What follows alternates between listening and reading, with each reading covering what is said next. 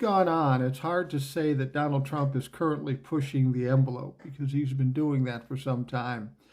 But he did something yesterday that really exposes him not only to the country, but the world at large, the international community. Donald Trump says he's going to start a peace board. And if you want to be on the peace board, other countries like Germany and Israel and all that stuff, you got to pay him $1 billion and you'll be able to be on this peace board and we'll make the world safe again. So how do you think people are responding to that? Germany, France, they go, fuck you. This is a money grift and you want control. Nobody's going to give it to you. Even Benjamin Netanyahu said, whoa, dude, that's a little fucking far. This is the childish behavior and the flailing of a narcissist in the late stages of his life. He's trying to do anything. He's trying to force people into liking him and respecting him.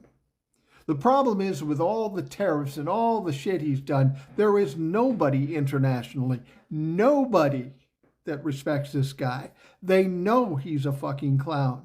And you might say, what about Russia? What about North Korea? No, they know he's a fool. They knew before everybody else fucking knew. They're just playing his ass. Donald Trump is truly flailing right now, and he thinks he's going to try to grab whatever he can grab to save his ass. But I'm sorry, Donnie, it's too fucking late. You're already over the cliff. You're falling violently to the ground. And when you hit it, it's going to be ugly, not only for you, but the people around you. You would have thought by now those people around you would realize it, but nope, they're going off the cliff with you. And good motherfucking riddance. Donnie's asking every country in the world for $1 billion so he can be in charge. Yeah, that's not going to happen. Trump's Truth Social post this morning was full of falsehoods, as usual, and something very glaring that may indicate that it's not really him posting these, as we've all suspected. He posts, ICE is removing some of the most violent criminals in the world from our country and bring them back home where they belong. Why is Minnesota fighting this? Do they really want murderers and drug dealers ensconced in their community? Is that a word in Trump's vocabulary? Absolutely not. That feels more like Stephen Miller or someone else on the team. The thugs that are protesting include many highly paid professional agitators and anarchists. No evidence of this whatsoever. None. Is this really what Minnesota wants? The crooked governor and Congresswoman Omar, who married her brother. I gotta stop there. That is completely not true. This is something that came up on right-wing chat groups and they went with it. There is zero evidence that Omar has married her brother. Zero. This has been proven to be false. I don't know why they keep spreading it. I guess they think it sounds good or works with their base. Don't mind, because it keeps the focus of attention off the $18 billion plus fraud that has taken place in the state. Don't worry, we're on it. Regarding the fraud, there has been fraud. They believe that roughly half of the $18 billion has been stolen. Maybe $9 billion or more. This is serious. They were looking into this. This was being investigated, seriously investigated. But now the state prosecutors that were investigating this for the government have quit because of being asked to not investigate the murder of Renee Nicole Good, but to investigate her widow. So guys, there's serious stuff going on here. This thing is just full of falsehoods and really is just too bad that this is what we're dealing with in the United States with our president. Trump's entire messaging platform is built on lies. I wish everyone, and I mean everyone, would wake up to this. He still wants you to believe that groceries are affordable, which we all know they are not. They've only gone up more in the last month than they have ever in the entire past year. They are rising exponentially now. Let me know what you guys think about this. Comment, like, share, spread the word, follow, subscribe, and I'll see you back here for the 411. President Dumbass seems to have forgotten that Denmark is not only a member of NATO, but also a member of the European Union. The European Union is basically all of the countries in Europe, pretty close, 27 members, and their collective economic power is second only to the United States. And there's this thing that the European Union has called the Anti-Coercion Act, which is basically so if somebody tries to coerce European countries into doing something that they don't want to do, that all of Europe is going to kind of band together and stand up to that coercion. And guess what? Donald Trump yesterday announced that he wanted to coerce 8 European nations, not just Denmark, but also France, Norway, Sweden, and a handful of others, in order to pressure them into forcing the sale of Greenland to the United States. And so today, Sunday, every single country in Europe is in an unprecedented meeting to decide whether to enact the anti-coercion initiative against the United States. And also, as a reminder, Europe holds about $2.3 trillion of the United States debt. There's a lot of people in America who probably don't think that the Greenland issue is going to impact them. But believe me, it's going to hurt you badly if Donald Trump is not stopped. Minnesota, did you know that Tim Walz has mobilized the National Guard? Yeah, according to this media outlet, he mobilized them yesterday in the hopes that they would all be there by like Monday. And their goal is to help with crowd control. At no point does any government entity ever protect the people. You are peaceful protesters. You're allowed to follow them by law, but apparently a federal judge had to reiterate that for ICE because they forgot they have to follow it. Allowed to record. You're allowed to say mean things that hurt their feelings. You're allowed to shake your ass in a giraffe costume and a thong, not get arrested for doing those things. But ICE is doing those things. They're breaking the law. They're violating constitutional rights. The people need protection. The people who are protesting because their rights are being violated. And yet here we go, calling out the National Guard to help the police with crowd control. I'll tell you what you're going to need. You're going to need more police. Jake Lang's little buddies are steady issuing terroristic threats online to the state. So that is something to be aware of. And all they have to do is search on this site for Jake Lang, and you'll scroll across multiple videos of grown adults who need to stick up for another grown man who stirred the shit pot and got shit on. Makes sense. He asked for shit, he got shit. I don't understand. Look, if he would have just complied, wouldn't have done that, right? If he would have just gone home when the people said, go home, Jake Lang, instead of, smearing bacon grease on the Quran or trying to light a Quran on fire, calling black men the N-word. And when the people said, go home, Jake Lang, and he said, no, I'm going to do more. I'm going to stir this shit pot real hard. And then he got shit on. And now all of his big old bad friends are like, we're coming to Minnesota. Okay, I guess. A grown man can't handle his own business? Nowhere do you see any marginalized people taking, the Christian Bible and burning it or insulting your Christian faith. They just want you to leave them alone. These people could never put themselves in another person's shoes because they're white supremacists and they believe they are the top dog. They are in charge. Right? Nobody's doing any of those things to these people, but they feel they should be able to do them to others. And that is why you're getting pushback, and you will forever get pushback because it's not right and you people are out of pocket and you're wrong.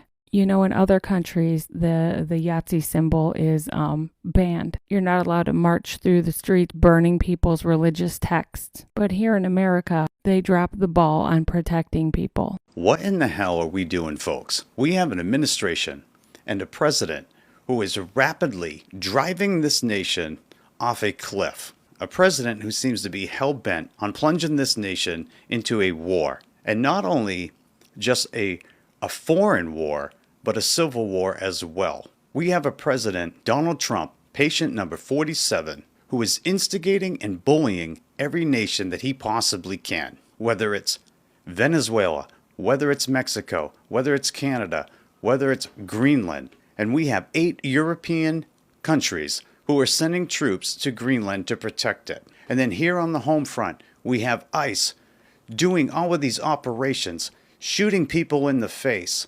blinding U.S. citizens. It is getting out of hand, is getting out of control, and it is moving at a rapid pace to destruction. And now our so-called president is implementing 10% tariffs on countries who don't agree with the United States taking over Greenland. What the hell are we becoming? This is very reminiscent of World War II, of Germany, obsession with trying to take over and conquer most of the world. Donald Trump thinks he is another Alexander the Great, the Roman Empire, Genghis Khan. This man wants to be a wartime president more than anything else. For some reason, patient number 47 believes that him instigating wars all over the world is a show of strength and a show of power. But it's nothing more than a schoolyard bully. He believes that he can bully the entire world into submission and that they are just going to lay down and give him whatever he wants. But he sure does have the Republicans acting that way. They will roll over for anything that Donald Trump says, anything that he wants to do. They will give in every step of the way. Because the Republican Party is not a political party for the American people.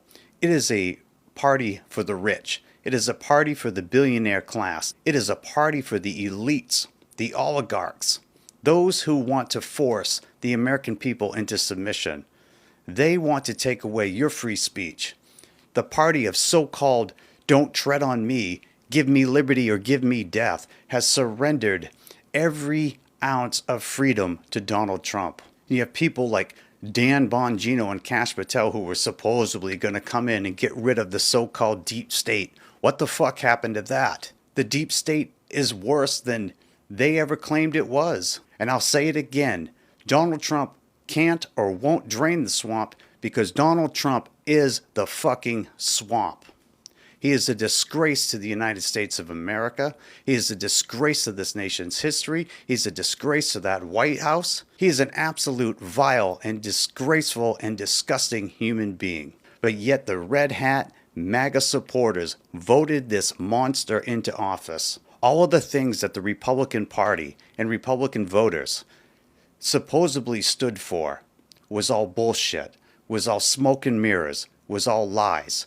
Their votes were based on racism. Their votes were based on hate. For anybody who didn't look like them or talk like them or fucking act like them, the Republican Party has become the party of white Christian nationalism, where they want to shove their version of the Bible, their version of Christianity down everybody's throat. They want to make you submit. And now, patient number 47 is supposedly joking about not having midterm elections. We all know Donald Trump doesn't joke.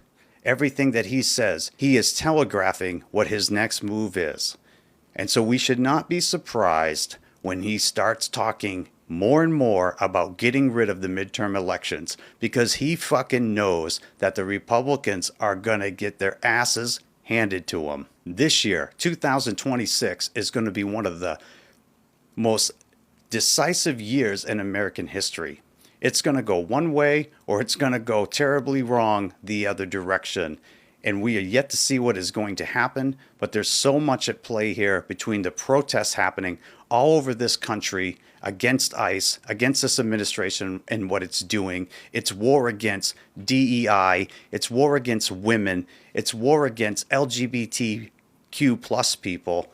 And then we have to keep an eye on what's happening internationally and around the globe, and whether this idiot of a human being, this so-called president, drags us off into World War III. The constant threats of taking over all of these nations. And then this guy is actually taking the oil from Venezuela, selling it, and putting it into an offshore bank account in his name. Where the hell is that money going?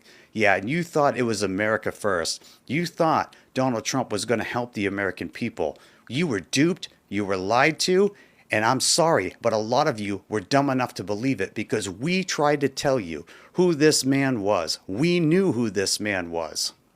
But yet, nobody listened, and you voted for him anyway, and Donald Trump is getting richer by the day. while the American people suffer and can't afford groceries, can't afford health care, can't afford a goddamn thing. But him and his buddies, they are profiting like we have never seen a president profit before. You have to decide if you will continue to support a man who doesn't give a shit about you, who won't release the Epstein files. And now they are defying court orders and they are defying laws, but yet they're supposed to be the party of law and order? Do you actually believe that? So you're either one of them, the racist white Christian nationalist side with Donald Trump, or you were duped, and now the time has come for you to change your position and start speaking out against this ridiculous administration. This is Grim with Get the Rant, and I'll see you all in the next video. I am not picking on this commenter, but this perfectly illustrates some pushback that I get quite a bit in my comments, and I wanted to talk about it. Anytime I say that Donald Trump is not allowed to do XYZ, it's illegal for him to cancel the midterms. It's illegal for ICE to violate your Fourth Amendment right and to bust into your home without a search warrant signed by a judge, etc., etc. It's illegal. They're not allowed to do that. I always get pushback. It's like, well, people said it wasn't legal for him to do this and he did it anyway. People said it wasn't legal for him to do this and he did it anyway. Okay, but ICE is breaking the law in Minnesota. They are violating people's rights.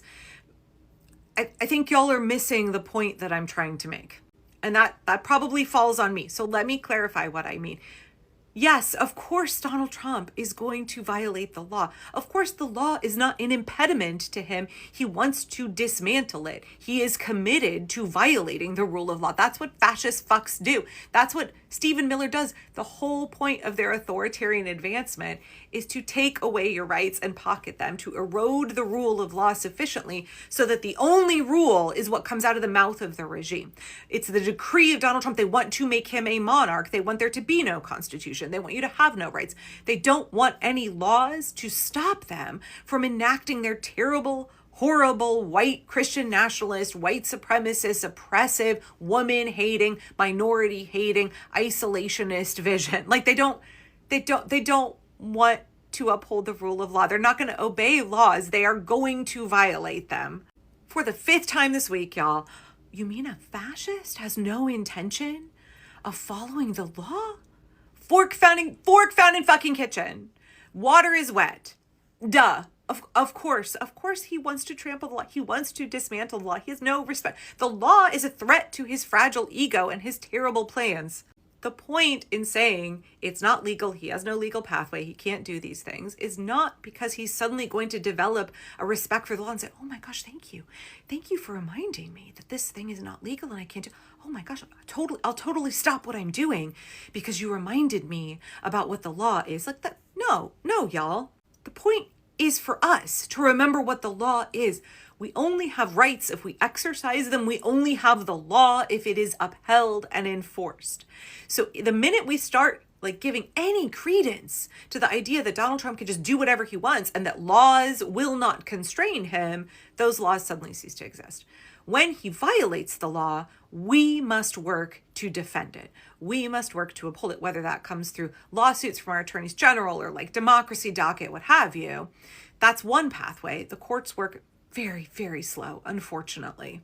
Or whether it's if he tries some illegal action, we all take to the streets en masse, right? We should have, in an ideal world, if we had built our muscle way back when Elon Musk tried to ransack the federal government and dismantle federal agencies and steal all our private data, we should have had millions and millions of people camped out in the streets. There are lots of reasons why that lift was not possible back then. But that's what we do when they violate the law. We make them pay for it. We make it hurt. We make it backfire on them in pretty significant ways. They don't want to be held to any legal standard. They want to obliterate the Constitution and all laws. The checks and balances should come through Congress and come through the courts. It is slowly coming through the courts, except when we get to the radical, extremist activist judges, the uber conservative 6 on SCOTUS. Other than them, overwhelmingly the courts are upholding the rule of law. They just work really, really slowly. This could all be stopped in a heartbeat. It could have been stopped at least 25 times by now if Congress had done their job. It is Congress overwhelmingly who is failing us. I know that Amanda Nelson from Amanda Smile Takes likes to say that we don't have a problem with our president, we have a problem with our Congress. Because the minute any president started doing pulling the shit that Donald Trump is doing, Congress should have been like, impeach and remove, motherfucker. How dare you? Absolutely not. But instead, Republicans have decided they're going to be collaborators with fascism, and they're like, here, Daddy Donald, take all our power, take all our oversight, take everything that we have. Congress is the most powerful branch of government. And instead they've been like, take it, make yourself into a king, make yourself into a king. And I don't understand that. I don't understand that. Historians like Heather Cox Richardson said early on that they felt that the big egos in the Senate, right, because there are a lot of big egos in the Senate, amongst the Republican Party, were going to rein Trump in. But no, they all have backdoor deals. How much of that is that there's like Epstein file shit on members of Congress? How much of that is other threats and intimidation? How much of that is just that they are craven white Christian nationalists on their own? And they're like, yeah, we're down for this. If this creates a theocracy in America, yeah, we're down. If this allows us to grift a little bit more, yeah, we're down. Who knows? I'm sure a multiplicity of factors were at play. The issue is not us saying this is illegal means that Donald Trump is not going to do that thing. If it's illegal, he's going to do it. He's going to try it. The problem is that the components of our government who should be enforcing the law and stopping him from violating it are abdicating their duty. They are failing all of us. They will go down in history as collaborators with fascism, as people who are actively working to dismantle our republic. But we continue to know our rights, to exercise our rights, to remind each other of what the law is for us. We are doing that for us and not for Donald Trump. We don't expect it to stop him. What we expect it to do is for us to remind each other of democratic norms, how we deserve to live in a society with justice, with the rule of law. This is why I say if he tries to cancel midterms, there is no legal pathway for him to do that. There's no legal pathway for him to do that at all. If he tries that shit, because he might try and do something illegal. He's tried to cancel birthright citizenship and the courts have had to stop him. He's tried to do all kinds of terrible illegal things. And, like his tariffs, that's a power that Congress has. And it looks like Supreme Court is about to come and check him on that. So if he tries to cancel midterms, the appropriate response is that every member of Congress flips the fuck out and we all flip the fuck out and we're in the streets. Millions of us are in the streets. So this is why I say it does not actually matter that much what the regime does, because we know that they're going to do illegal shit. We know that they are going to be the fork in the fucking kitchen. We know what they're going to do. They are a known quantity. They use a pretty predictable playbook. It means what matters is our response. What matters is what we choose to do. So if Donald Trump violates the law, if he breaks the law and we don't do anything to stop him, that is now a power that he has claimed. That is a law that he has successfully obliterated, right? It matters how we respond. If he breaks the law, we all must act vigorously, aggressively, in large numbers, in sustained actions. Congress ideally should stop him, but they're not. This is why I said a year ago, Congress is not going to, they're not going to save us, right? Congress is not going to save us. It's up to us to save us. And there are loads of ways we can do that with our collective power. But it doesn't mean that just because we talk about how something is illegal, that Donald Trump is going to decide to obey the law. We should operate from a position and understanding that he will try to destroy the law in every possible way that he can, because that is the function of an authoritarian regime like his, is to dismantle the rule of law so that he sets himself up like a god, like a monarch, where whatever they say goes and you don't have any rights and they can do whatever they want to you with impunity. They can take away everything from you and there are no consequences. Right now, we must enforce consequences, or there will come a period of time where there are no laws and there are no consequences to enforce, right? So that's what I was trying to explain by highlighting the ways that he doesn't have a legal pathway to carry out those actions. It's not because we expect him to abide by the law at all, but because we expect us to mobilize and act, because we expect us to have to enforce the law, because Congress won't. What you do really, really matters. How we respond to his illegal actions matter. He wants us to cower in our homes and do nothing. He wants us to give him free rein, like a wide open highway, to just completely steamroll through all of our rights and completely dismantle all of the rule of law. And so when he tries to do that shit, it's up to us, the people, to stop him. That's the whole point of me referring to the rule of law over and over again. I'll keep doing it.